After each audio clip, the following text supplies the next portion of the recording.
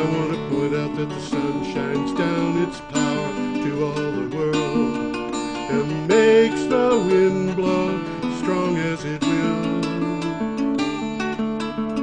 I want to hope gentle rains can fall upon the land, so lovely earth can stay lovely still.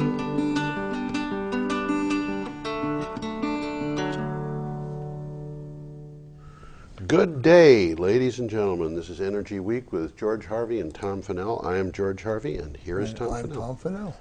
There you go. And we're starting with a cartoon. What is that? Well, cartoon? the cartoon's over, but I'll bring it back. Oh, okay. What does that say? Let's read it. You want coal? We own the mines. You want oil and gas? We own the wells. You want nuclear energy? We own the uranium. You want solar power? We own the solar power isn't feasible. Now you know why. Yeah. Okay. There you go. That says it all, doesn't it? It sure does. That cartoon, it's kind of hard to trace where that came from, but it was forwarded by somebody in Greenpeace UK. Okay, so I have to apologize to everybody for leaving something out of an earlier show, which I was reminded of by the first item for this show. And the thing that I left out was importance, which is why I'm bringing it up and confessing instead of just letting it slide. Unilever, Shell, BT, which is the British telephone. Oh, BT. BT. Oh. And EDF, which is the French electric utility that controls all their French stuff, are among 70 leading companies today calling on governments across the globe, today being the 9th of April, to set up efforts to tackle climate change. Shell Oil is setting up efforts to tackle climate change. And well, a month ago, I probably would have been surprised about that. But I've been reading, and these guys are starting to wake up. They are.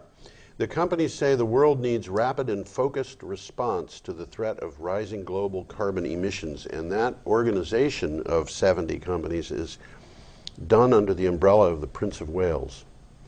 It's the Prince of Wales Business Leadership Group. Now, the reason this came to mind was... The Prince of Wales is wanting Prince Charlie, or...? Well, that's what some people call him. Prince Charles, yes. He is Prince Charles. And the Prince of Wales, I lost my tail. Have you seen him, number 2, sir? No, sir, nicer. Old drinking game. Interesting character. Oh, yeah? Yeah, he has been into renewable power for years and years and years, and organic food and things like that. And so he's got this thing called Duchy, I don't remember. They make cookies and things. And but he also, as one of his titles is Duke of Cornwall. And the Duchy of Cornwall is not the county of Cornwall in the southwest. It includes much of the county of Cornwall, but it also includes a lot of Devonshire and a lot of Somerset and other parts of England. And because he's the Duke, and he is the landlord of all the tenant farmers in that area. Okay. So he has told them, I want you to raise all your crops organically. And the result of this is that the tenant farmers in the Duchy of Cornwall are hitting a period of prosperity like they've never had before because their products are in demand all over Europe. Isn't that interesting? Isn't that interesting? Yeah, second order consequence or something like that. And he's been after the London hotels to operate and restaurants to operate organically and so forth. Anyway, this was the item. Tackling climate change is the only way to grow the economy in the 21st century, according to Unilever CEO Paul Polman. He says businesses are starting to understand risks, but the governments are failing to respond. So, a small county in Northern California, that, by the way, that item came from rtcc.org. This is from RT. I'm sorry, correct myself. This is from the Christian Science Monitor. A small county in Northern California has become the first county government in the state to become grid energy positive. Yolo County, population 200,000, just west of Sacramento County, now produces 150% more energy from solar panels than it uses. I wish people wouldn't say 150% more. I can't tell whether that means 52% more, they say, or whether it's really 152% more. But the point is they're producing at least 50%, 52% more energy than they use, which means that they're grid positive. Yeah, I got something. I don't have any pictures of it, but I got something about that. Do you? Yolo County, just what you just said, just west of Sacramento, and that produces 152% more energy. We don't know exactly what they mean there. Yeah. From solar panels than it uses. The thing that you got to look out for is when they say somebody says that it's 152% less than they used to. This is this is a good takeaway from that. The system produced $162,000 the first year of operation, and it's predicted to earn the county $10 million over the first 25 years. Yeah. Talk about a little bit of tax abatement. Yeah, absolutely. We could use some of that in Brattleboro. Anyway, that was on the 18th. On the 19th, we have this. According to the latest Energy Infrastructure Update report from the Federal Energy Regulatory Commission Office, FERC, 92.1% of all new electric generation capacity in the United States in January through March of 2014 came from renewable energy sources. That is from Tree Hugger. And that's the market happening. That's, yeah. Although we'll see more gas coming in during the summer. That's what happened last year. Mm-hmm. Yeah. But I'm really interested in seeing what happens with 7 gigawatts of wind power coming online in Texas over the near future. That the next one is, according to a new analysis by SNL Financial, more than half of all energy generation infrastructure planned for the next 5 years is renewable. Mm-hmm. And we're at the tipping point now. Mm-hmm. With renewable power plants replacing retiring coal. And the thing that's interesting to me about that is that it is renewable replacing coal, not gas replacing coal. In a lot of places, and this does happen, the cheapest way to upgrade a coal plant, is not to turn it to gas. Is to turn it to gas. You can do carbon capture and sequestration, but I think that's really kind of a... Well, they're looking at the quick return. Yeah. And it's a step in the right direction. Yeah. Maybe not a big enough step, but it's a step. Yeah, it is. And we have to look at this stuff incrementally. We do. It's a step if we don't release a lot of methane from fracked earth. Well, that's something else again. Yeah, it sure is. And that's something that they're not really shouting from the rooftops. Yeah, well, not the government and not the fossil fuel industries. Yeah, I've got a picture of what's that? A gas. I was astonished to hear that one of the biggest gas fields, they were flaring 36% of all the gas they got. Yeah, that's kind of standard. That's what they're doing. I can't find this one. I didn't know that. I knew they flared gas. I didn't know why, and I didn't realize it was that much. So, when I saw that it was that much, I asked why and found out. In the meantime, same day, 4/19. Oh, that item, by the way, came from Smithsonian. On the 19th of April, Environmental News Service sent us this. Reports released by the Nuclear Regulatory Commission show dozens of reactors that reassessed their vulnerability to earthquakes in the wake of March 2011 meltdowns at Japan's Fukushima Daiichi nuclear plant are at greater risk than they were originally licensed to withstand. What are they going to do about that? Just lay that one on me again. Okay. After Fukushima Daiichi, upgraded. The United States went to the nuclear industry in the United States and said, we have to reassess your vulnerability to earthquakes.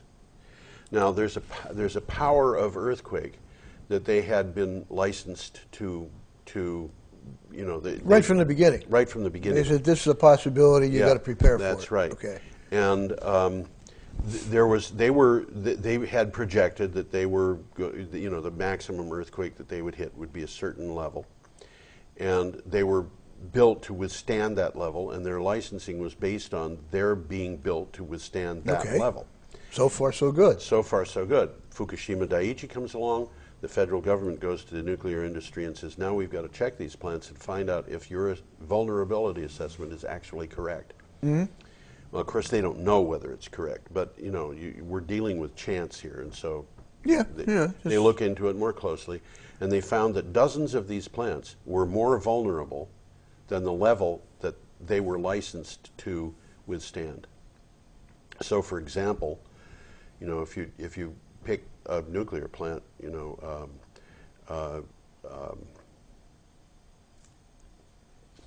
what's the one in New York that's on the Hudson River? That's Indian Point. Indian Point. You pick Indian Point, and let's just say, for the sake of argument, Indian Point was designed to withstand a 6.8 earthquake. Yeah. And they do a reassessment, and the thing is licensed on the basis of a 6.8, but all of a sudden the reassessment says, no, you're vulnerable all the way up to 7.1 or whatever. I mean, because of where you are, 6.8 is unreasonably low. That's right. Okay. So now the nuclear plant has got to deal with the fact that they are operating at a greater risk than their license says that they should be allowed to operate at. Probably nobody was really even aware of that. No, and people discover new problems with what's going on under the earth all the time. And sometimes even create them. Yeah. Sometimes even create them. Like with fracking. Like with fracking. So anyway, I don't know what's going to come of this. I haven't heard anything about that, but there are dozens of nuclear power plants that are in danger of earthquakes, and they have to do something about that. And this happens at an interesting time, because it's at the very moment that Mark Cooper up at the Vermont Law School had said, well, there are about 35 nuclear plants that are really not making enough money to make it worthwhile to run them. And which is an interesting development. Yeah, too. And one of the big power companies, which one was it?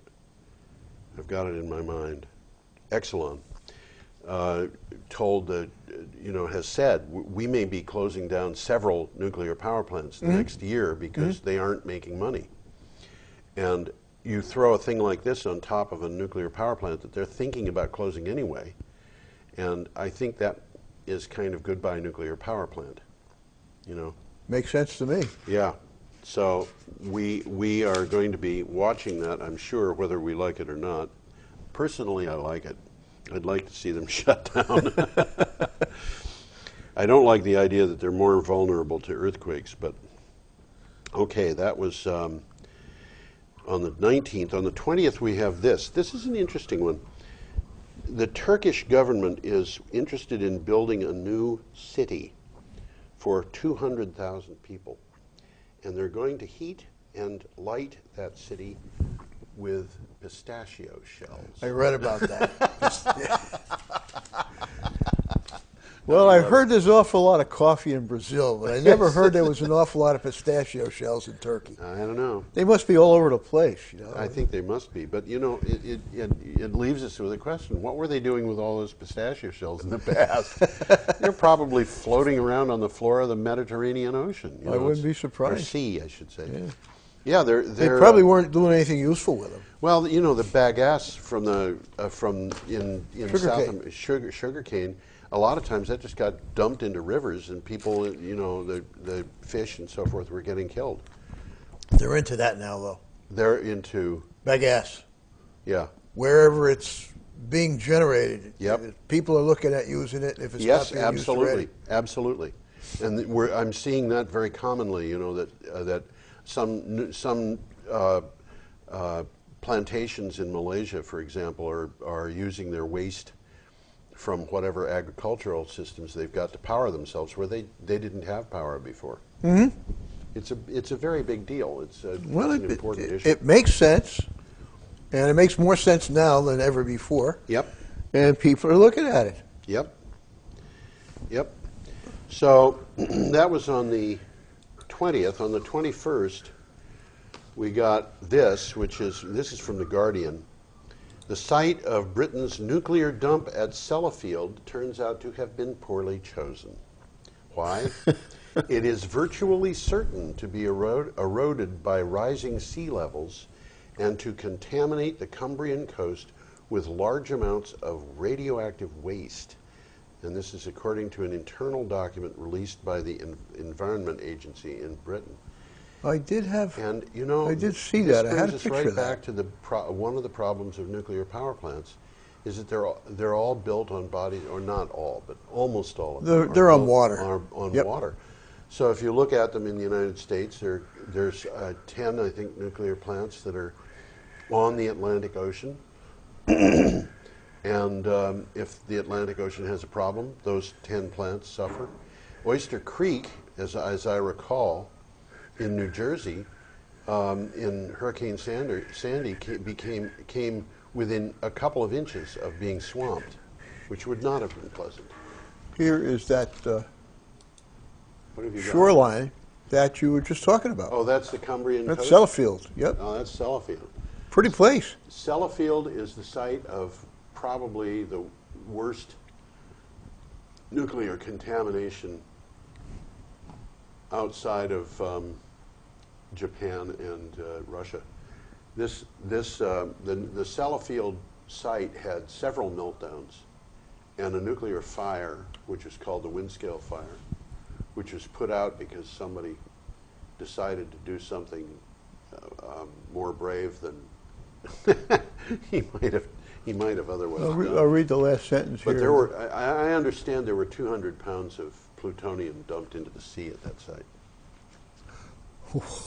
Wow. I'll read the last sentence because it's significant. The UK Environmental Agency document estimates that the 1 million cubic meters of radioactive waste disposed of over the last 55 years by the civil and military nuclear industry at the site, which is near Sellafield Nuclear Complex in West Cumbria, is going to start leaking onto the shoreline. Well, isn't that something? What kind of foresight were these people acting on? I don't get it. Did they think that the stuff was going to stay there forever without any danger? I think it's... I don't think they even thought. Well... I think if they thought about it, they buried it. They probably didn't think about it at all. It appalls me that we are in the position where that kind of, but of course that's happened in the United States, at Hanford too. Oh yeah, Hanford is in rough shape. I don't think Hanford's in as bad shape as Sellafield. My sister lives near Savannah River, and every once in a while she'll send me a clipping from the local newspaper about radioactive turtles being found. The damn snapping turtle is walking across the road and somebody captures it. They bring it back to a lab or something like that, and it's ticking away. Oh my gosh. It's radioactive. I don't know what to say to that. Anyway, let's move on. Around 1 billion people, you go from bad to worse. Around 1 billion people live in risks of high sea level rise and coastal flooding. The United States East Coast has a rate of sea level rise 3 or 4 times faster than the global average, with cities, beaches, and wetlands exposed to flooding, according to new IPCC reports. We're back to the IPCC reports. Yeah, I got some pictures of Climate this too. Central. Yeah. And this here again, we're back to a point where global warming is making houses, and these houses, just look at the quality of that house on the left. That's not a poor man's house. That's not a poor man's house. That costs a lot of money. Yeah, look at that. Look at that water lapping against his porch. Yeah, and that house is probably completely uninsurable, which means it is almost impossible to sell, because you'd only be able to sell it to somebody who had cash, because nobody's going to mortgage. Nobody's going to mortgage it. And so, who would buy that for cash? Well, a person who had a small amount of cash who could make an offer that was big enough for the person who owned it to part with it for that. That's about it. Yeah. Be likely one of the neighbors or something like that, somebody already living there. Who knows? But I mean, clearly that's not a place you want to be at during a hurricane. Well, my cousin did. He doesn't quite have a house like that, but he did exactly that. As his family grew, he bought the house next door. And in the last hurricane, that house was destroyed. Oh, wow. His house took damage, but it's still livable. But Well, the house next door has been removed. My gosh. I knew a guy when I was very young who had a house on top of a cliff on the east shore of Lake Michigan. And you wouldn't think of Lake Michigan as being particularly susceptible to that kind of flooding.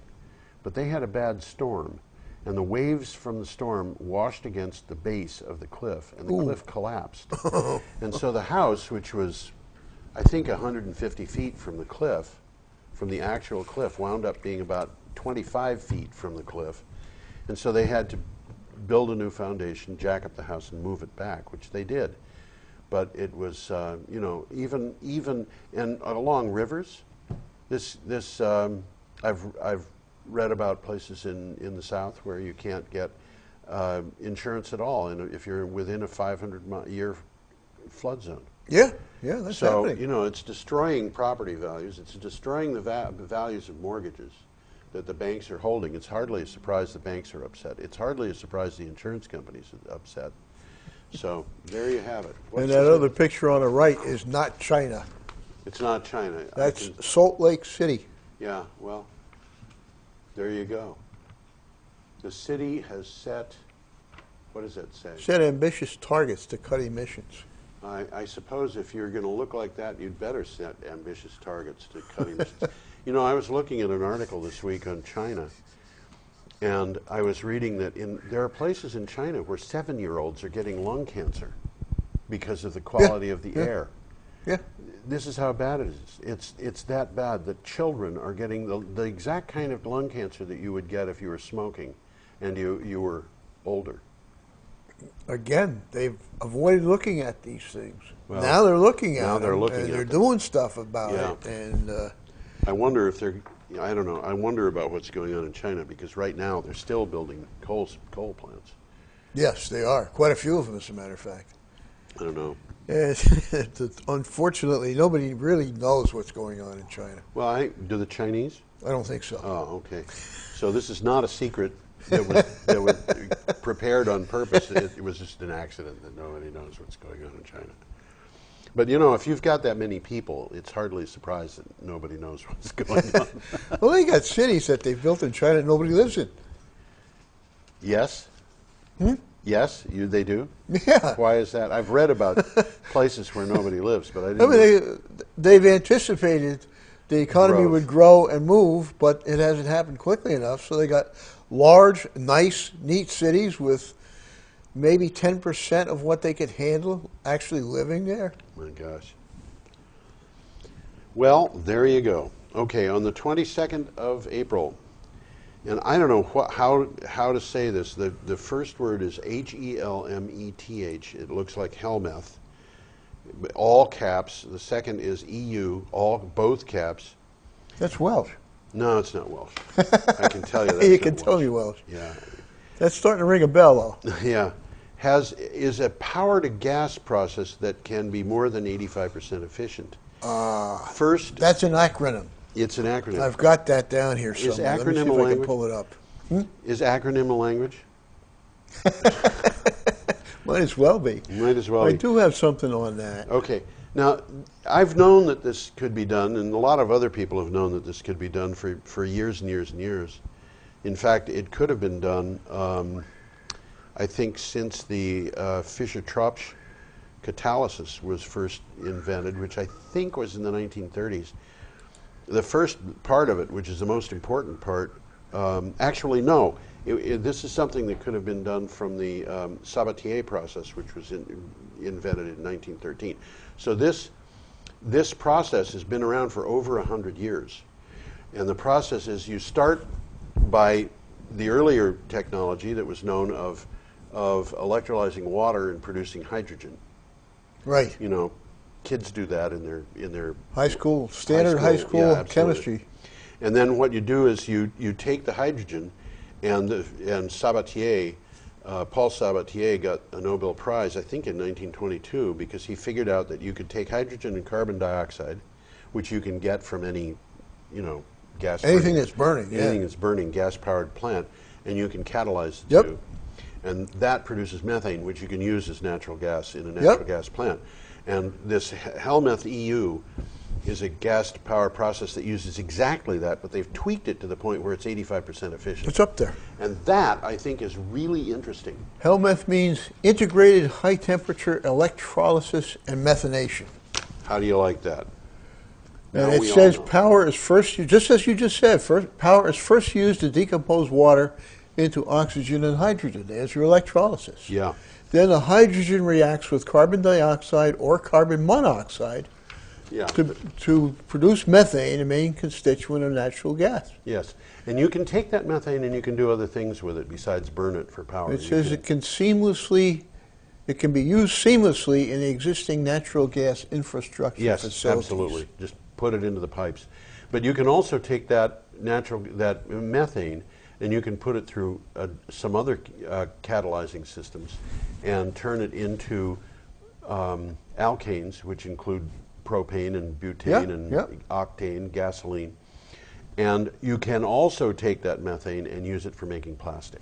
Yep, absolutely. So we can Absolutely. replace the fossil fuels that we're getting out of the ground Completely with this stuff. Absolutely. completely, yeah. The And picture this is that's up there 85% shows efficient.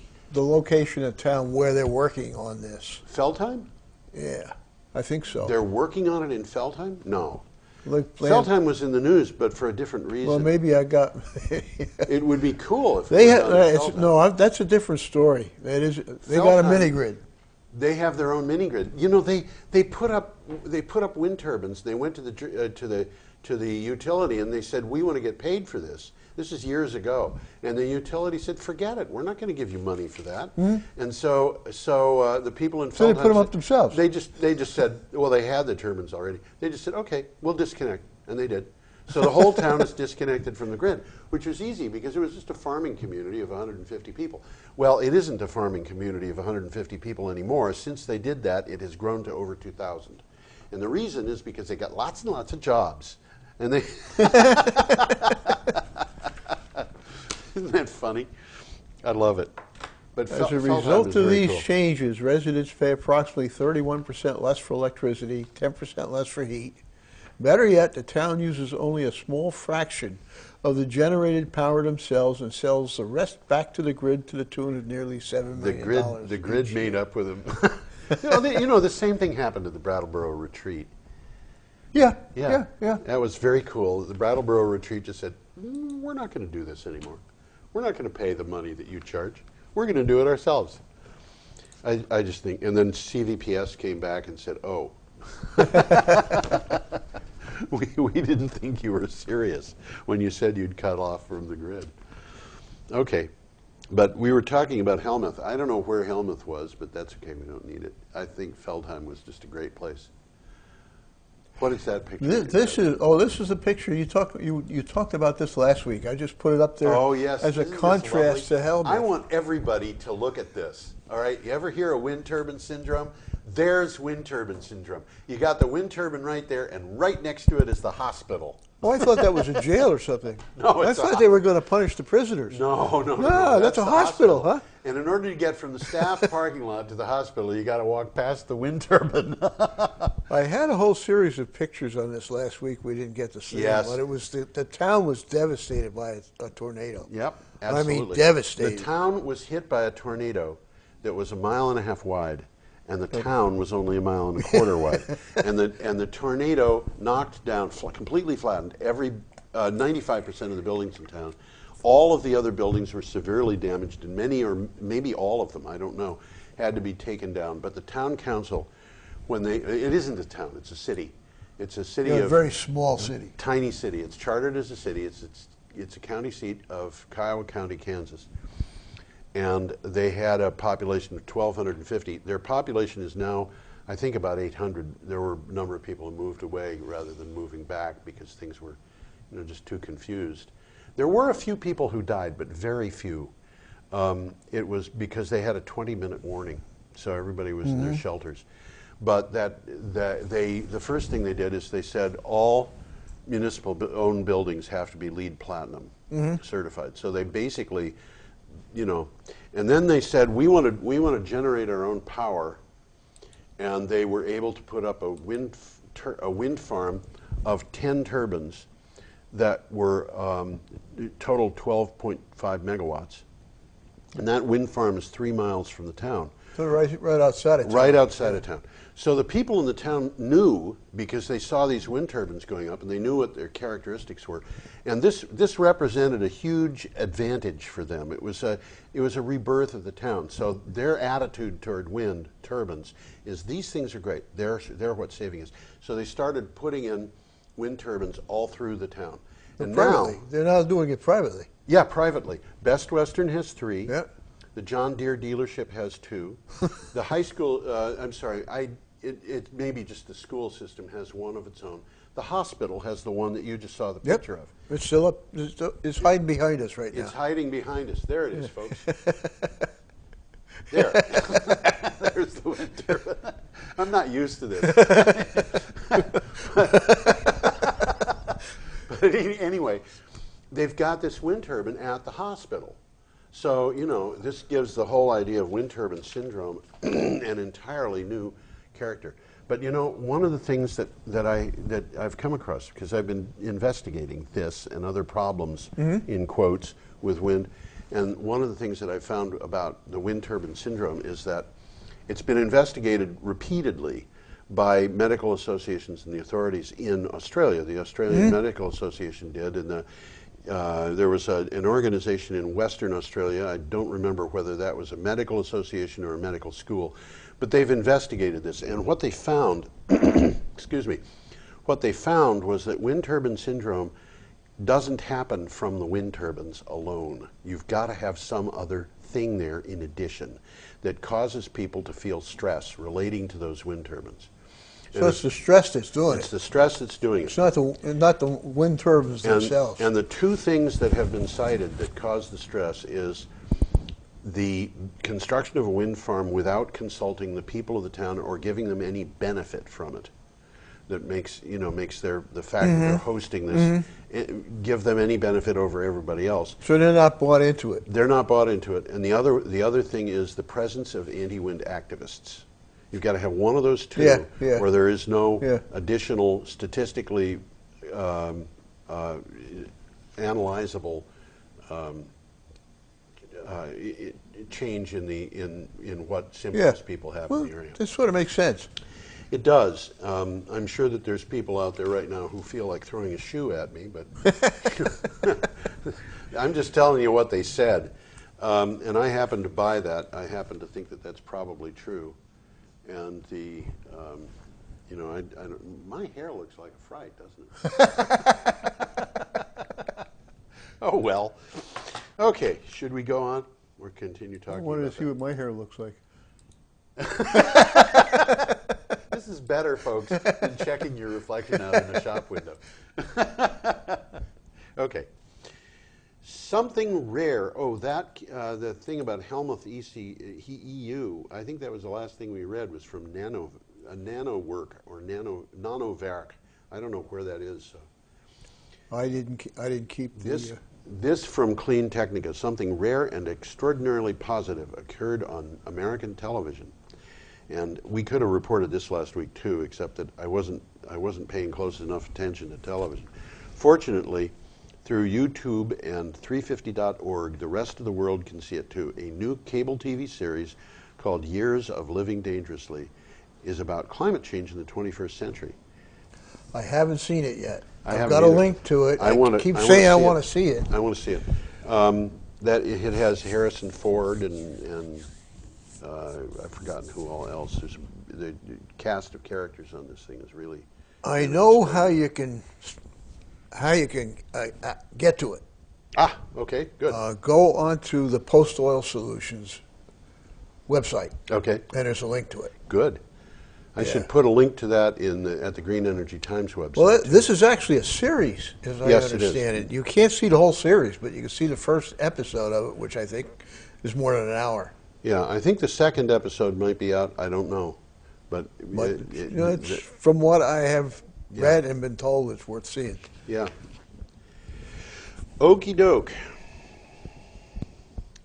On the 23rd, which was yesterday, by using computers to analyze data continuously from wind turbines, wind power forecasts of unprecedented accuracy are making it possible for Colorado to use far more renewable energy at lower cost than the utilities ever thought possible. We're getting back to the thing of the wind turbines can be made more efficient, not by changing their physical design, but by changing the software. Well, yeah, they can fine-tune the position of the blades to the nature of what wind is happening right now. Mm-hmm. I think it's probably the same article you're referring to, and they're getting almost constant feedback. Yes. From these turbines. Yes. And there's a couple of hundred of them. Yes. And then these numbers are getting crunched. And I don't think anybody has to do anything. I think it goes right back to these guys who say, okay, turn 3 degrees to the right, or are you over there? Turn a little bit to the left. And it makes a difference. They're seeing significant differences by what are they doing? They're not peaking them. They're tweaking them. That's the word I'm looking for. They're tweaking these things. Yeah, I read months ago that GE had come up with software for its turbines. We talked about that. Yeah, we've talked about that. Which would make them 5 to 10% more efficient. That's a big deal when you're talking about 100 megawatts. Absolutely. And another thing that I heard too, by the way, is that certain turbines under certain circumstances will produce far more noise than they would normally. And so they can be tweaked to minimize the noise. And it's just a matter, in the case of the noise, it reduces efficiency, but it eliminates the excess noise. So they'll be making a value judgment then. What is it we want at this point? Well, you know, excess noise is not that difficult to deal with because you can, if you have to, you can furl the wind turbine and shut it down altogether. But the real thing there is, if you're in a situation where the wind is going to cause a lot of noise, you can change the setup of the blades so that they turn less efficiently but much less noisily. And you can do this by measuring the sound on a continuous basis and have it put under a control of a computer. And the noise, as you know, is easy to measure. You know, it's just and I it's have an regulated. app on my cell phone. Yeah, and it's regulated so that you can say if it reaches to thus and such a level, it is not legal. You just mentioned the years of living dangerously. I got something up there. Okay. From an article about it. The picture on the left is a graph, and this is kind of scary. Yes, this is actually. It's 97% of the climate scientists say it's happening, but in America, only 41% of the American people believe it. Yes. And that's right. The opposite of 41%, what's that? 59% say no, that it's not happening, or we don't know. Now, I want to point out that 97% is an old figure.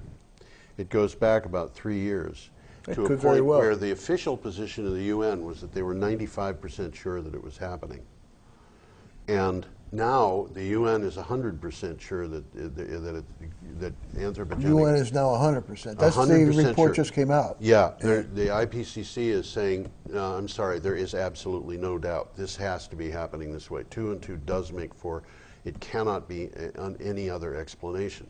And so what's happening here is that we're looking at a figure which they say 97%. I saw a study that was done of peer-reviewed publications that dealt with climate change. I think it was last year. Might have been 2012, but I think it was 2013. And what they found was that out of 9,000 plus authors of 2,500 or so publications, because they team up on these things, there was only one who was willing to go so far as to say anthropogenic climate change is not happening. And how much did they pay him? well, what he said was, in the preface to the paper, he said, we can't allow it to happen because if it does, it's going to be terrible for the economy of Russia. So, how much did they pay him? Yeah, good question. The picture on the right, well, it's still up there, is interesting. It's Apple. Apple in North Carolina Yep, has installed this 20 megawatt solar farm yep, to just power their facility there. yep. Apple is really going all out, and in fact, they started in Vermont and presumably elsewhere. They have started recycling. They're recycling all their stuff, yeah. They will accept things back for free. Which is so great if you have because an Apple computer, you can't take it to a landfill. well, yeah, you pay. I don't know how much you pay to get rid of a Yeah, laptop so or there. computer, but That's you an do incentive pay. to buy an Apple. Well, yes, it is. It is. Yeah, Gotta although call it Apple computers are expensive. They are. Yeah. That's why I don't have one. But Yep. Okay. Let's see. Where were we? The UK. This from Solar Power Portal. The UK is set to become the largest market for PVs in Europe during 2014, confirming its status as the hottest market across the region. This is the first time the UK will have had the lead for installed PV in Europe, which is almost always taken by Germany. yeah, I was just going to say, when we read them, it's usually Germany, and now the UK is starting to shove them aside, huh? Good for them. There have been a bunch of things that have happened in the UK in the last few weeks, and one of them was this wind farm. The set of wind, actually it wasn't a wind farm or even a set of wind farms. The day before yesterday, the UK awarded approval to 8 different projects. 5 of them were offshore wind farms, and 3 of them were biomass use. The smallest of these was over 200 megawatts, and the largest was... The smallest was over 200. Smallest. The total was like 5 gigawatts. So these are big projects. These are big projects, and they're going to be done within the next couple of years. So, and you know, the UK has got a lot. When you're talking about offshore wind in the UK, you're talking about something that has a very high capacity factor. It's better than half the capacity factor of nuclear. The wind blows a lot. The wind blows a lot. And these biomass plants, the capacity factor of those things is similar to the capacity factor of natural gas.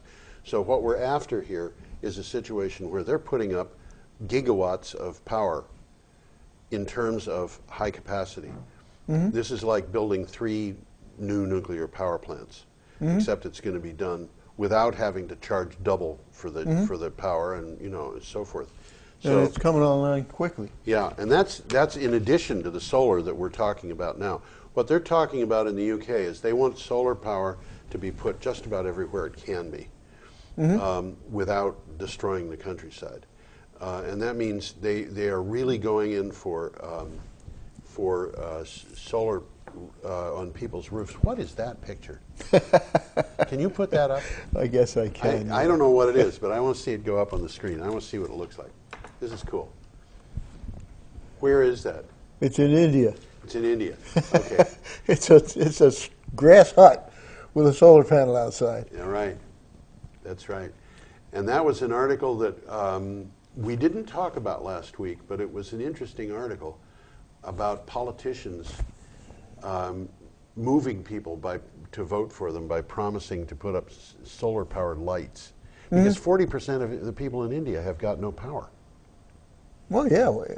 There's a few cities in town that are world-class cities, but most of India is really rural. Rural. And it's got a huge population. So there you have it. I have no idea what that hut. I don't think somebody lives in that hut. Probably not. I'm wondering what it is. I can't tell you. It looks like the stone building in the back is where there's a lot of activity going on. Yeah. What this hut is, I don't know. It might be a place for the chickens to sit during the rain. I'm trying to figure out even what's in there, and I can't really tell. Yeah, it looked to me like there was some stuff made of stone. Anyway, we should continue on our merry way. That was from Solar Power Portal, the last thing I read, which is about the UK setting taking the lead for installation of solar. Today, this is what came up. Kenya's economy. Kenya. Mm-hmm. How many people know where Kenya is? How many people live there? What the economy is like or anything? I think most people in the United States might know where it is. But it was one of the leading British colonies for a long, long time, so Right. it's probably more progressed than a lot of Africa. I would think so. Nairobi's in Kenya. Yes. I had a Kenya's- girlfriend from Kenya. Huh? I had a girlfriend from Kenya. Did you? Yeah. Kenya's economy could be boosted by as much as $45 billion a year by 2030 with a switch to a green economy. And the people who figured this out was the UN Environmental Program and the government of Kenya. This is not, you know, some group of wild-haired fanatics. It was the government of Kenya. $45 billion a year in a place like Kenya is a lot of money. Absolutely. I mean, that's more money than $45 billion in the United States. There must be some way that money expands as it goes into the third world or something. Well, generally speaking, you can buy more with it because labor's so much cheaper and stuff like that. Yeah. Okay, that was from Clean Technica. Next, China will allow private investment in 80 projects spanning the energy, information, and infrastructure sectors as part of reforms to increase privatization. The 80 involves solar energy, hydropower, wind power, and oil and gas pipelines, previously state monopolies. Don't invest in an oil pipeline in China. That's my advice.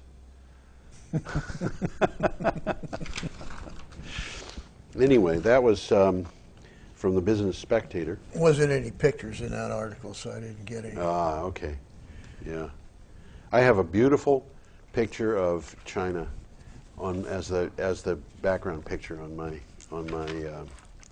computer. It shows those mountains that go up like that and down.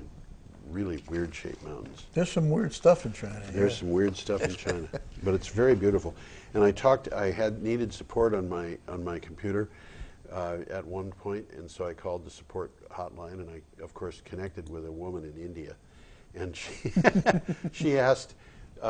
She took over my computer remotely, and she had my screen up in front of her, and she said, "Where is that?" And I said, "That's China." And she said, "That reminds me so much of the place that I came from." And it actually reminded me a bit of Brattleboro, because it was looking up a valley, which it didn't look anything like Brattleboro, but it was looking up a valley, and it reminded me very much of that. Very pretty. The next, according to analysis, and I forget who did the analysis, but it was somebody important, new wind and solar can provide power at up to 50% lower cost than new nuclear and carbon capture and storage. 50% than coal or nuclear. A reliable generation system of wind, solar, and natural gas as a backup is 20% cheaper than a system of new nuclear combined with gas. So why would you put in a nuclear power plant? That is from Energy Matters. And last but not least, the U.S. EPA's Green Power Partnership has released a new list of the top 100 organizations that use electricity from renewable sources, such as solar and wind. And at the top is Intel. Intel is getting 100% of its electricity load with renewable resources. The other companies that were there were Apple and Google and Microsoft and... All IT companies, huh? Yeah, Yeah, but computer companies. Greenpeace was very much down on Microsoft, because even though it's close to 100% renewable, the way that it's doing it is by buying renewable energy certificates. Renewables changing the nature of power and manufacturing. It is bizarre what happens. Well, they've discovered, and I got it highlighted there, a way to create solar cells that can store accumulated energy from sunlight. Right. So this is a whole new area. Yeah. And then, with no more than a burst of a few photons, they do this somehow by light, release that energy in a steady and continuous form. These new photo cells are called photoswitches, and they're made from carbon nanotubes. And we'll get into exactly what they are in a couple of seconds. And these photoswitches can exist in two different configurations. They're like flip-flops. They're either configuration A, where they store, or configuration B, where they release. Wow. So One collects energy from the like photons that hit it and stores it, and the other configuration releases it. Because it can be switched from one form to another, the cell is essentially a battery. And this solves many of the problems of storage that arise with a weather-dependent system such as solar. Well, what are these nanotubes? Well, the nanotubes are made of graphene. And graphene is a form of pure carbon in a very thin, nearly transparent sheet, basically 1 atom thick. That's pretty thin. It's pretty thin. That's what that picture is on the left. The picture on the left is a picture of It's a carbon representation. atoms. It's really not carbon. This is, This is a representation of carbon atoms pull it up a little bit in more. a sheet, and So we got a sheet here. that sheet is 1 atom thick, Yep. and there it is. And this is something that was only developed recently, and graphene Very comes in- recently, within certainly the last 10 years. And they're starting now to get practical results from their isn't their lab graphene stuff. what they're using for the carbon for building frames of aircraft and stuff like that now? Or is that a Well, they're different actually using it for baseball bats. So it's gotten down that far. Golf clubs, Wow. baseball bats, But there are forms remarkably of graphene that strong. are being discovered every day. and it conducts heat and electricity with great efficiency. Right. And because it's so thin, it's virtually two-dimensional, like a sheet of paper. Yes. Basically two-dimensional. Except thinner than a sheet of paper. Oh, much, much What if thinner you can than get a paper. graphene cut like you can get a paper cut? It interacts oddly with light and other materials, this thing says. And in graphene, the carbon atoms are densely packed in a regular atomic scale chicken wire pattern. That's what we're seeing on the left. It can be described as a 1 atom thick layer of graphite. So it's very closely related to graphite. Yep. And then it can be formed into nanostructures, such as nanotubes. That's what we got in the middle. They just rotated this thing into a tube And closed it. and closed it. And fullerenes, which are also called Bucky Balls, and that's that spherical thing there. Yeah. And I was wondering why they called them Bucky Balls. And it has to do with Buckminster Fuller. Yeah. Not that he invented any of this stuff, but he invented the geodesic dome, Yeah. which is what these things remind you of. People of, yeah. I'm looking at the right. That looks like a soccer ball to It me. sure looks like a soccer ball. But anyhow, the superconductive properties of graphene make it possible, and this is a separate thing. This came up last week. The Navy's doing it. Yes. Make it possible to generate electricity simply by running salt water over it. Oh my gosh. The moving water loses and then reabsorbs electrons as it passes across the graphene, thus creating a current. Oh my gosh. So graphene can also be used as an insulator in a form known as an aerogel. And an aerogel is a simply liquid with a liquid gel with the liquid removed and replaced by air. I have no idea what that means. I have no idea how they can do that. But here's the takeaway. Yeah. Such technology is a small miracle, yet is only one example of dozens of advances occurring as renewable energy technology comes into contact with new materials and starts to be transformed by them. Right. That's right. I've said it in a different way. There's a lot of very bright people all around the world working on There stuff sure like are, this, yeah. and some of them are going to hit it, and some of them are going to hit it big. That's right. The properties of graphene are absolutely outrageous. For example, it is. It comes in a couple of different forms. One of which has been around for a while. The other one I think is fairly new. But this newer form is extremely conductive of heat. Mm-hmm. And it is, copper is so conductive of heat that if you make a little copper coil and you have a wire coming off of it, so you can do this, and you just put that coil over the flame of a candle. A candle, yeah. It'll snuff out the candle by withdrawing the heat. Withdrawing the heat from the candle. It allows the oxygen to go in. It just doesn't, Yeah. And this stuff is extremely conductive. Graphene is 6 times as conductive As copper. as copper. And it's more conductive than, this is one of the reasons why people call diamonds ice is not the appearance, it's because they feel cold. Mm-hmm. And the reason they feel cold is they conduct heat by like mad. Okay, that makes sense. And they are nowhere near as conductive as this stuff. And I think there are a lot of implications. When we can get into the manufacture of this sheet-type graphene easily, we're going to wind up having, I think, some just amazing changes that come about. Well, again, something that you picked up last week was again about graphene. Yeah. And they're talking about making supercapacitors out of it. Yes, that's right. Now, a capacitor or condenser is an electronic device. Yep. And it's basically 2 sheets of conductive material.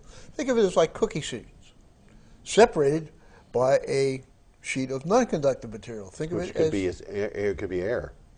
It could be air, But but it air could is also- likely to break down. It's more likely to be plastic or Yeah. wax paper. Saran wrap. I mean, you could make a simple capacitor at home with a couple of cookie sheets and a piece of wax paper. Yes. And it could actually be used in electronics. Yes.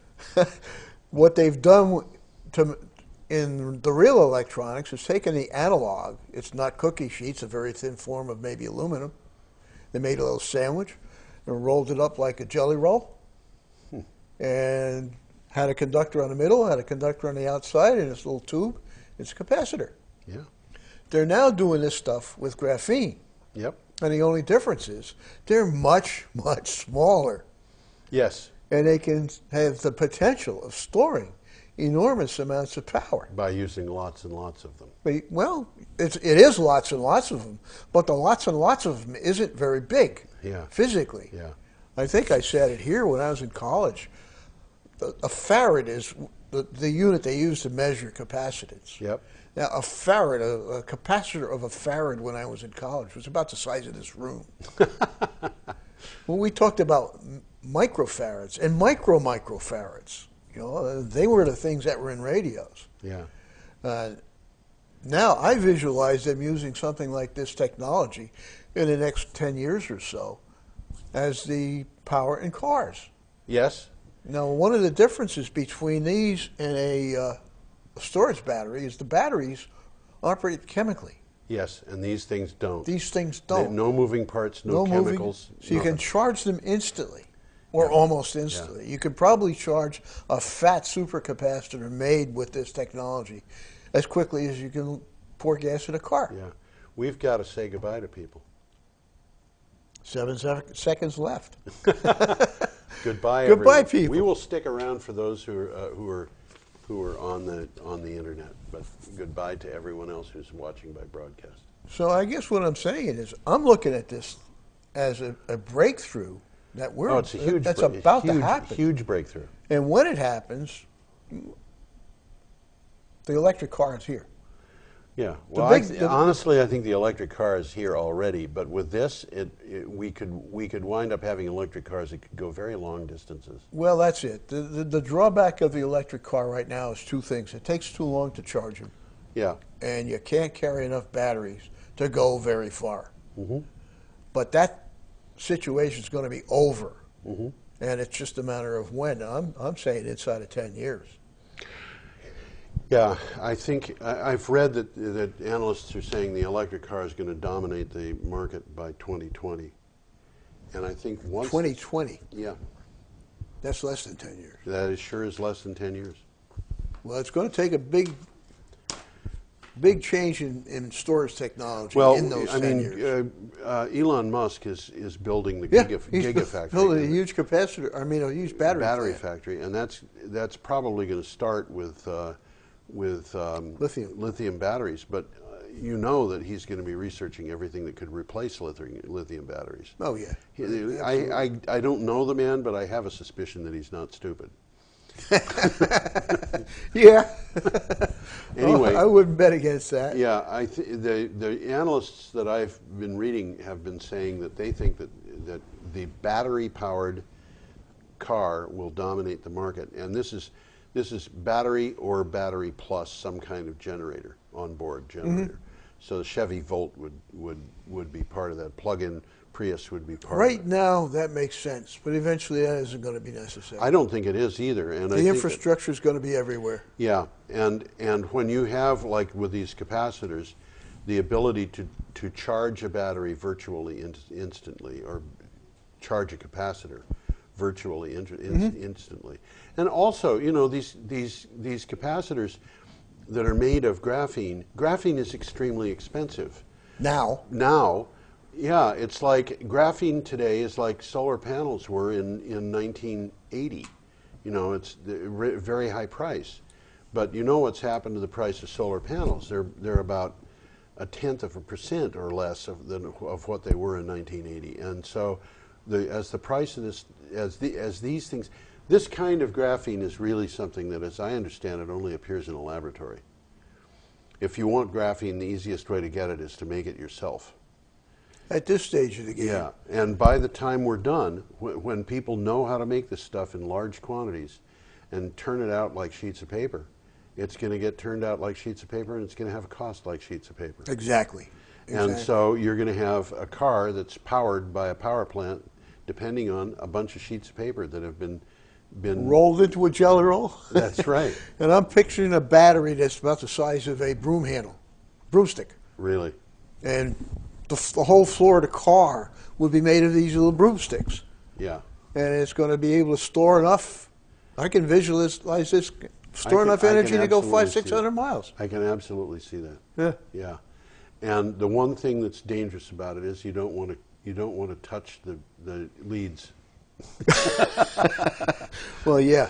Yeah, it is capable of discharging instantly. Instantly. So if you were to touch a turkey with one of these things, you'd have a burnt Thanksgiving dinner a second later. I didn't think of it that way, but yes, it would be. That is the downside. Well, I don't know. But they could protect against that. They can protect against that. And the other thing, too, is these things can be put into houses if they're that inexpensive. And I think that we are going to be looking at batteries that are that inexpensive. Yeah, I have no doubt of it. We're going to have these things in people's houses. And if there's a power outage, a lot of people won't notice. And it won't be something that costs a lot of money. Absolutely right. This is a product that would be good for the people in the house. It would be good for the people who supply them with power. Absolutely. Because it means that the power is as a matter of fact, I had a computer once, and I was working on it because, you know, I was a software engineer, and I took the top off this PC, and while I was working on it, it exploded. I hate it when that happens. Huh? It went pop. It was a very loud pop. It was a lot louder than a pop of a cap gun or something. But I looked at it, and I could see that a capacitor on the motherboard had exploded. Wow. And so I called in one of the hardware engineers because I had no idea what to do about this. And he looked at it for a second. Oh, yeah, I can fix that. And I said, do you have a capacitor to replace it? He said, no, I don't need it. And he just took a pair of wire cutters, and tiny wire cutters, and cut the thing off. And he said, now you're good to go. And I said, what is this all about? And he said, that capacitor is just to level the load. That's all it does. Okay. And, you know, in that position, it's really not necessary. It's nicer, but it's, you know, it's not in a place where it's going to do any damage if the load is not leveled. Yeah. He said it might have some almost unnoticeable degradation in the quality of the video or something. Okay. The point that I'm making, is that thing was there to level the load because AC wasn't good enough. You see, or the rectified AC was not good enough, or whatever it was that was there was not of high enough quality, and they wanted to have that be constant. Now, if you think about solar and wind, and the inconsistencies of solar and wind and that constant capacity, it would make perfect sense for the utility to say to somebody, we need to have batteries. We need to have a way of storage that power. Oh, and by the way, if you will buy the batteries and put them in your house, you'll have backup power. Or we'll supply the batteries for you, and you'll pay an extra $1 or $2 a month, and the lights aren't going to go out. Whatever it is that it takes. Whatever to do the that. business model is that makes the most sense is going to happen. It's going to happen. And it puts you in a position where if you've got solar or wind, you're ahead of the game. You're ahead of the game because you've got free power in terms of the fuel, and you've got a power source which is as reliable 24/7 as anything else. As anything. So, you know, and when you've got batteries that are made of paper, I mean, really, this graphene is very likely to be made literally of paper, which at least made in a process similar to paper making. The graphene that I've read about, and of course I'm not an expert on it, but the graphene that I've read about is all taking carbon-based things in one form or another. Like coal. Like coal. Well, you know, it could be anything really. Yeah, it could. And then decomposing it. Yeah. And I've been seeing this happen since I was in high school. As a matter of fact, I remember an article in the Wall Street Journal, and I think it was 1964, might have been 1965. Somebody was talking about a company building really high pressure equipment so that they could produce, I forget what it was, 150,000 atmospheres of pressure. That's a lot of pressure. That's a lot of pressure. And they were demonstrating this. And the way they demonstrated it was by putting a dab of peanut butter onto a thing that went into this, and then putting it under pressure, and of course there were reporters around and so forth. And when the pressure was released, and they took the thing out that they had the peanut butter on, they had a diamond. They had a diamond. They had a diamond. Now, of course, it was not exactly a high-grade diamond, but they had, in fact, my guess is it was probably diamond dust. But they had diamond there. And they had made diamond out of peanut butter. Okay, so what would happen if you made graphene out of peanut butter? Well, I don't know. But the way that they probably raise the cost of peanut butter. They might. The way they've made graphene that I've read about, they started with cotton. Okay.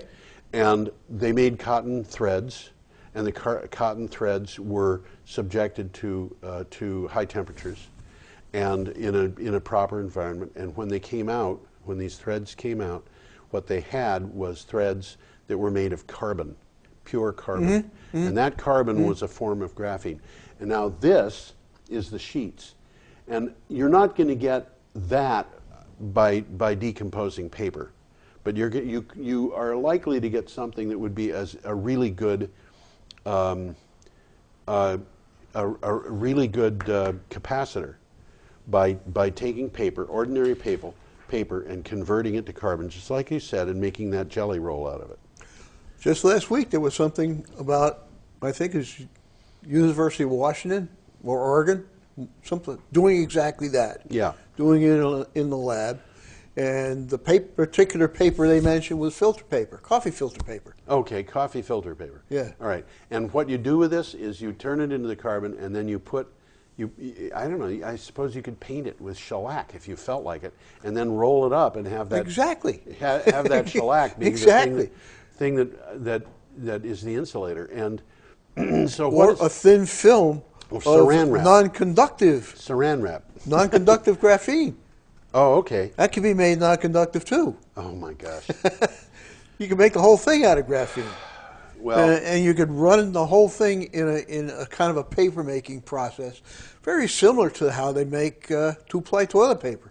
Yes. Make it 3-ply, roll it all up. Now you got your capacitor. Yeah, you've got a capacitor that you could alternately use as toilet paper, if you had to. If you really had to, yeah, it'd be kind of harsh though. I suppose, but. The point is that we're not talking about mining gadolinium here, or you know, going out and prospecting for the local supply of rubidium, or it's not even lithium. This is going to be some pretty down-to-earth stuff. This is pretty down-to-earth stuff. In another 10, 20 years. And you know, it's very much like the silicon that we're using for chips. Mm-hmm. This is 99.99 whatever, however many nines there are, pure silicon.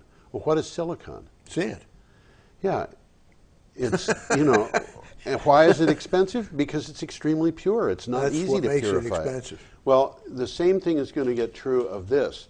And what happens with the silicon is, as it becomes less and less expensive to make it, the price of silicon goes down and down. And the thing that makes it less and less expensive is that the technology behind keeping the place pure, dust-free, and so forth, where it is made, that's an important issue.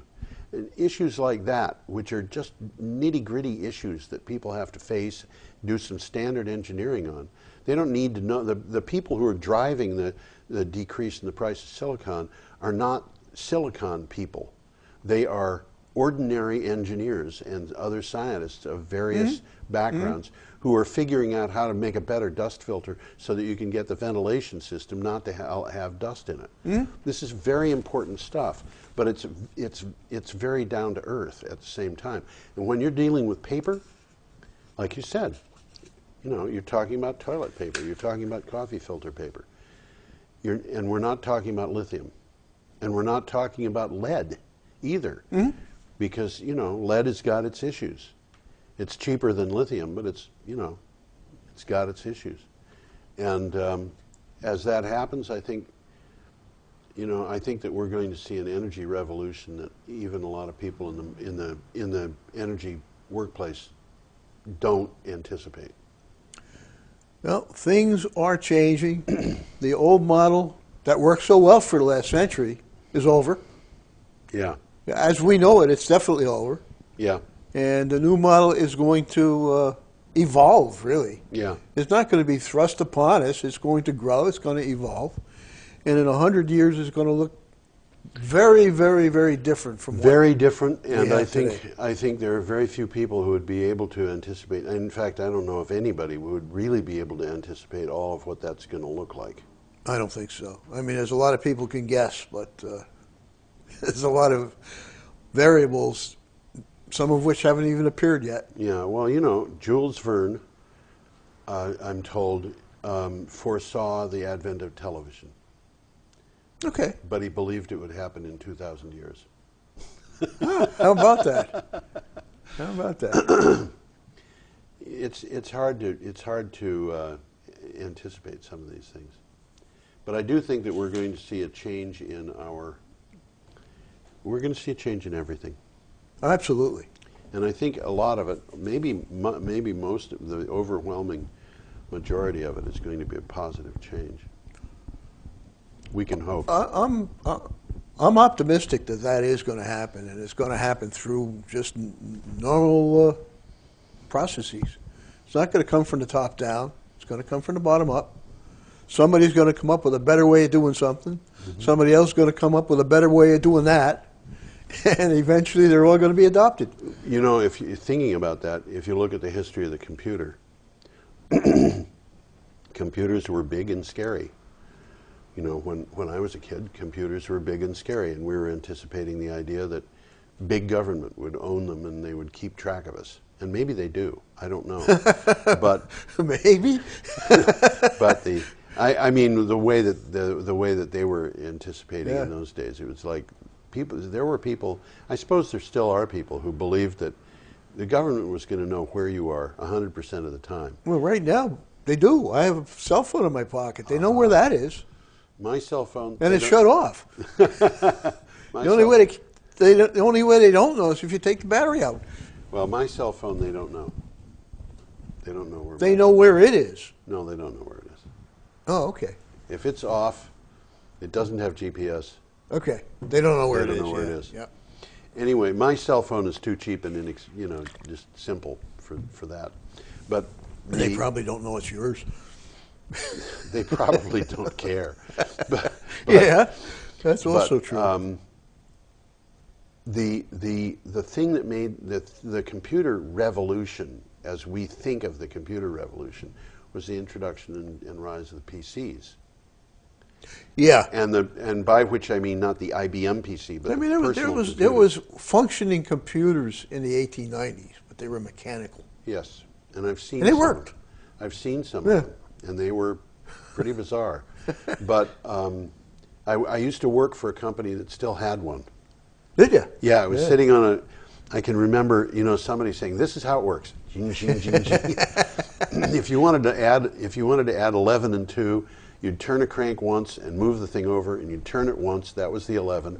Then you'd move it back again, and you'd turn it twice, and that was the 2. Yeah. If you wanted to add up 998 with 98,987, you had a lot of cranking to do. Sore arm, yeah. Yeah, but the personal computer, as we know it, the first microcomputer that came on the market was the MITS Altair. I remember that, yeah. And the MITS Altair was a machine that was developed by a guy who needed to put together a way to get out of debt. I guess he did it. Yeah, he did it. And then he sold the company and retired, and the people who bought the company went broke. And then you have the next group come in, which were the ones that had CPM, and they had similar results. And then you had Apple come in and with its Model 1 and much more famous Model 2, which were based on 6509 processor. I have no idea. It was I think they had a Motorola processor. And I just don't remember what the designation was. But they had a PC. They had a little computer that people could use in their home. And I had, at that time, one that came out from Radio Shack, which was TRS-80. TRS-80, yeah. And Radio Shack, when that came out, was not much bigger than a Ma and Pa organization. The same thing was true of Commodore. Yeah. And of course, Apple was 2 guys in a garage. Yeah. And Microsoft was 2 guys in a garage. And that's what was driving this revolution. Yeah. Was the repetition of 2 guys in a garage and a couple of small businesses. And it was IBM getting involved that drove the market to I think beyond the point of being people in a garage and into the business of being a force in the marketplace, in the workplace, which then of course they couldn't control. But the energy market, I think, is going to go exactly the same way. It's being developed by small organizations. I saw stuff today, vertical wind generators. These were interesting little turbines that were being mounted on the rooftops of hotels. Okay. All right. I mean, this is low noise. Yeah, yeah. And the things were turning in such a way that it's difficult to imagine a bird flying into one of these things. They make almost no noise, and they. What have you got there? I'm just thinking I wanted to run a couple other pictures out of here before we run out of time. Look at pictures. This is run-of-the-river hydro. Oh, good. Okay, so let me figure out which mouse I'm playing with right now. There you go. You've got it. There we go. This is in BC. Okay. And that's a real picture. That's really happening. That's a run-of-the-river hydro station operated by BC Hydro. Okay. And what makes it different is that's not really a dam. I mean, it is, but it's not damming the complete river and flooding a valley. Yeah. It's just impounding a little bit of that water, and they're diverting a little bit of that water off there on the right. And here's a generating station right there in the lower right corner. Yep. And they feed the water right back into the river. This whole thing's not more than a quarter mile long. If you look at that thing, the part that looks like a dam, just a little ways in from the left edge is a thing that looks to me like it might be a fish ladder. It could be. Yeah. It could be, because they would need some sort of a fish ladder here. The fish aren't going to go through. There's a fish ladder that looks similar to that up at Bellows Falls. Is there? Yeah. It's really an interesting thing. They have They have a little kind of museum-like structure at the dam in Bellows I've heard Falls. about that. Haven't seen it. And you can go in there and you can look into the fish ladder And you can see it, the fish going by. I went in there one day. I think they got a fish ladder down in Vernon that you can do that too. I would hope they Yeah, would, yeah. yeah. Mark Crowther was up there giving a, is that his name? Mark, Yeah, Mark yeah, Crowther. yeah. Did you ever hear from him? I should give him a call and see if he Well, I would heard like- from him. He agreed in principle, but Okay. we got to set it up. We have to set it Yeah. up, okay. And that, you see, that's another thing that having I got my certification for the camera. Okay, good. So, you know, you and I, or one of us, could go out to wherever he's got his stuff And take some pictures. and take some pictures. Yeah. I'm going to do something at home. By the way, did I mention to you the thing about the bell siphon? The what? In aquaponics, they have a thing called a bell siphon. Let's finish with this, and then I'll talk about the bell siphon for a second. Okay, well, we'll just finish up on here. This is this particular run of the river. This Yep. other one down here is another one. This was in Wales. Yes. Matter of fact, I got one there for you. I'll try and pinpoint it there. You have to pronounce those words. Where are they? It's, well, right about there. I don't see where your cursor. Well, it's HAFOD Havod. YLLAN. Oh, I see. Havod Hlan. Havod Hlan. Say that again? Havod Hlan. So the Y is an The Y is actually no. It would be Havod Ihlan. Havod Ihlan. It's And like an I. The two L's is pronounced as an L? No, it's pronounced. It's the only Indo-European language that has that sound, Oh, okay. and it is. Celtic languages are all strange, and they I have know that, yeah. letters that change, which is why you have Yeah, all these yeah. things. You put an H after a letter, and it's completely altered. Oh, absolutely. You know? Welsh does the same thing. It just does it slightly differently than Irish. Yeah, but it's Havod Hlan, and the Hlan means it's like a. Hlan it's an enclosed area around a church, and it's an area around a church, I should say. I think the closest you might come to it in English is parish, but yeah.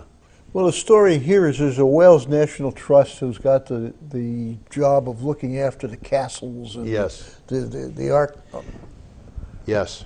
And they're using this particular dam. It's really a weir. Yeah. And a few others, and they're producing more electricity than they need. Yeah. A weir, by the way, for anybody who's interested, you can see that dam looks like it's on an angle. And the water is flowing down on there fairly fast. But believe it or not, a fish can swim up that water. Up that, yeah. So that's the thing that makes it a weir rather than a dam, is that it's an obstruction in a river, but it's not. It doesn't block things completely. Well, you can see the water's flowing over the top of it. Yeah. So it's impounding a little bit of water, which is coming off on the left there. There's probably a turbine just behind that little pipe. Yep. Get enough water going through that, and you can have quite a lot of electricity. It's lighting up all of the National Trust places in Wales, including 8 mansions, 3 castles, and 45 holiday cottages. Yeah, they know what they're doing. Yeah. Looks like a pretty spot, too. Yep.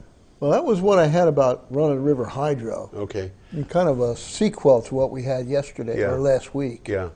The thing that I was going to say about the bell siphon is that in aquaponics, you have a fish tank, and the fish, of course, like all animals, produce waste.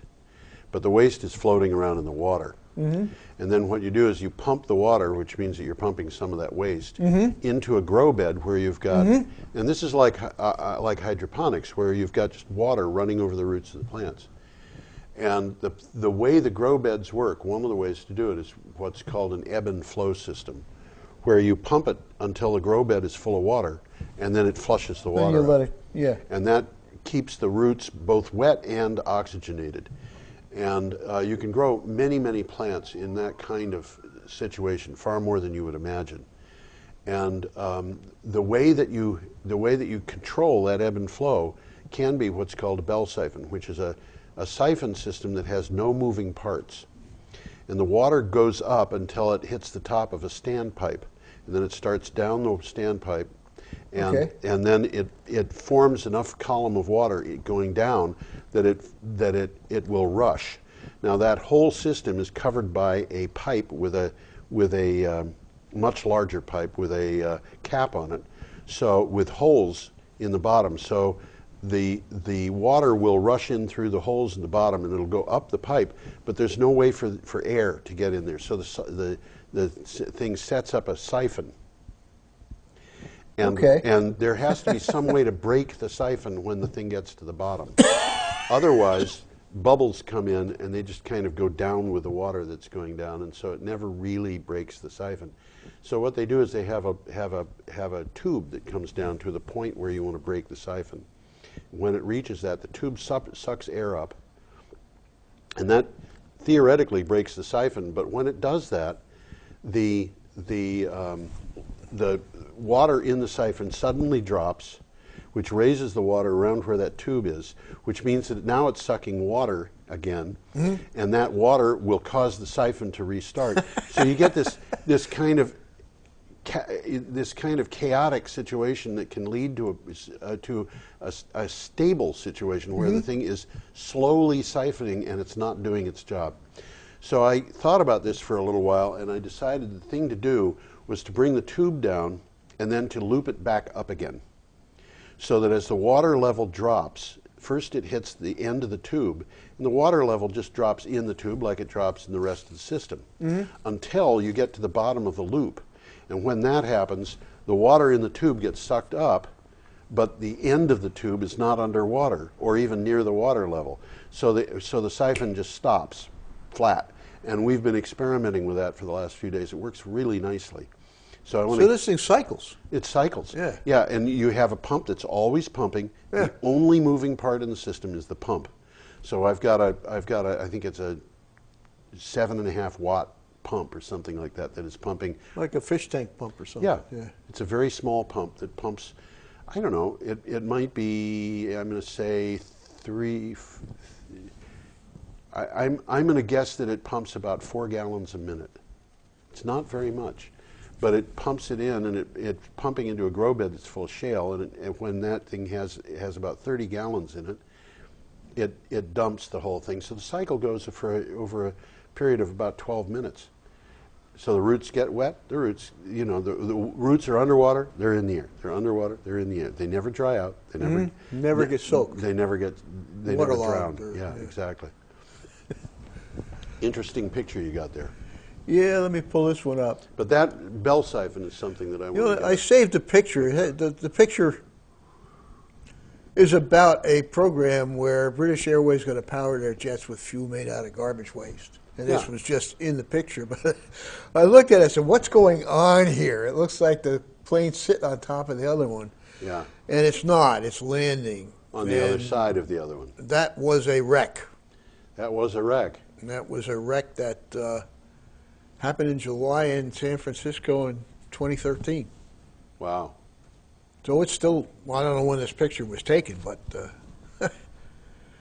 that was a wreck. Let's see, I got another picture here too. This is Fukushima again. Oh dear, Fukushima. I really can't quite figure what's going on there, but that's water. And it looks like it's in maybe leather sacks or something like that, but they're getting desperate. They're hauling subsurface water from the reactor buildings using that technology, whatever the heck it is. Let's see if I got another one here. This is an interesting one. This is in Spain, and it's a prototype, and it's old. This is 20 years old, 1980s. Really? Okay. A test solar updraft tower. It ran for several years before it toppled in a windstorm. Oh my gosh. And what you see in there is a bunch of mirrors, and they're focusing this on a tower, and the air goes up in the tower, and they use that moving air to drive a turbine. And just to see, it's not exactly the same thing as what is out in California in Ivanpah. Similar, bunch of mirrors, right. But they're producing heat up in that brightly lit part of the tower, and it's got sodium or sodium chloride or something in there. I think it's liquid salt. It's that's sodium chloride, really yeah. hot It salt. melts, Yeah. and that they use to run the turbine. Yeah, which will go in the night because you can store. Yeah, that's the store secret heat. about this. It stores the energy during the day when the sun is shining, Yep. and they can run it all or most of the Yep. night. Let's see if I got another. This one's also interesting. This couple has invented a paving material that's a solar cell. Right. That's their particular patio, and they're experimenting with it. But they say it can be used in a highway. Yes. I'd think it would be slippery, but I don't know. That patio, I think, is actually not a patio. I think it's their driveway. Well, you can see it's right next to their building, so it could be a driveway. Yeah. Yeah, but they were talking about using this. It's designed to be driven on. Yeah, they were talking about using it as a. So you can see them holding the basic building blocks. That's Yep. not the solar panel. That's what's protecting it, and it looks Yep. like it's got a roughened surface, so you can so you get some traction on it. Yep. And the picture on the right is snow, and they're saying it'll melt its own snow. Yep. That's interesting because, of course, that means that it would be unnecessary to plow it. Yeah. If the snow doesn't come down fast enough. Yeah. Yeah. I saved this picture because I think it's kind of neat. Yeah. It's a wind farm in Utah, Yeah. and it's a pretty little valley. I don't think that the turbines really detract from the view. I don't know. That's a I matter think of the opinion. turbines actually probably add to it. I suspect that would be kind of a dull view without them.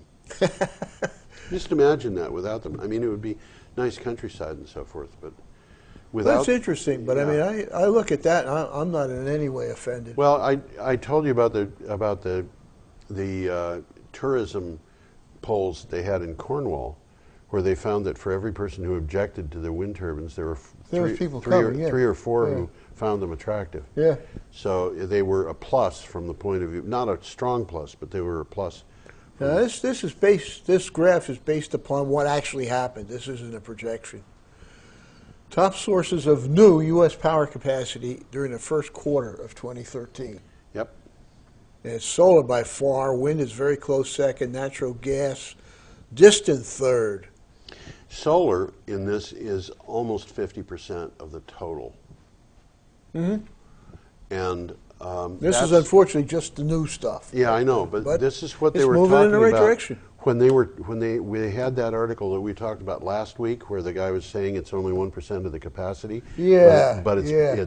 it's halfway to there. dominance. Yep. And that's what they mean is that dominance. In that graph, it's dominating. It's more. It's about 50%. So absolutely, it's there getting already. there. Yeah. Now what we're seeing here, this is an actual microgrid in Japan. Yes. It's all self-contained. Yes. I would imagine that these two buildings here are storage. And I would imagine that these two things underneath it are some sort of generators, maybe natural gas or something like that. Okay. And there's a bunch of solar along what I'm sure is a Yep. south or west facing wall. Yep.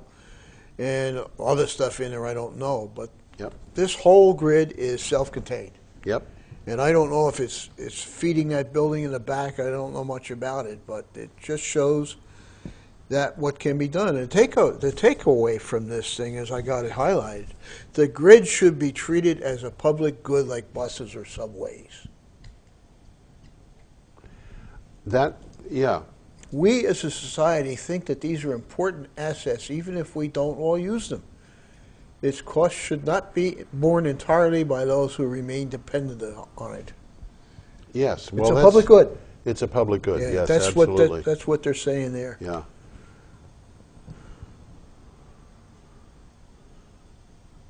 Oh, this has to do with the climate. Yeah, and it has to do with why climate change, which is also known as global warming, made the northeast of the United States Why we were so cold and Florida and California was so hot and dry. Yep. I don't And they're want to go into saying the that details. They're saying that they think that is something that might just keep going. And there's Mr. Coke. Well, And there's that. that We've shack. seen. I guess we've seen all of these guys now. Yeah, we I haven't don't want to seen get that. involved in the graphs here. Yeah, I think they we've were seen everything on here now. Feldheim, the hospital. Oh, this is interesting. This is in Nottingham. You remember Nottingham, I've Robin been there. Hood, huh? Yeah, I've been been there. there. Yeah. This is a recycling facility. Isn't that nice? It's pretty clean. Yep.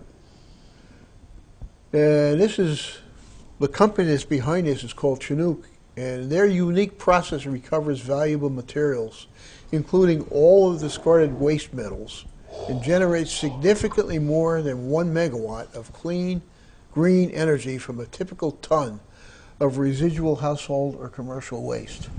Yep. They're getting close to that Chicago stockyard thing where they capture everything but the squeal. Yes. They're getting there. Yes. And this is a picture of the Athabasca River flowing north, and that's where the tar sands are. Yep. And those rivers that flow north can be problems because that's what's happening. They're getting polluted, and Well, there's a lot of disease popping up. Yes. Among the native people down there. Well, yeah. And what they're trying to do is they're trying to get the oil companies to pay for solar panels. In Canada. In that area of Canada, yeah. Yeah. Which is very far north. They want solar panels. I can't blame Yeah. them for that. Well, it's interesting. They don't get a lot of sun all year round, but in the summertime they get a lot of sun all day. Yes. On Thursday, that's this last Thursday, I guess, the subarctic Canadian settlement's sun rose at 5:50 a.m., shining until it set at around 9 o'clock at night. So that's a long day. And we're not even to summer yet. And we're not even in the summer yet. Yep.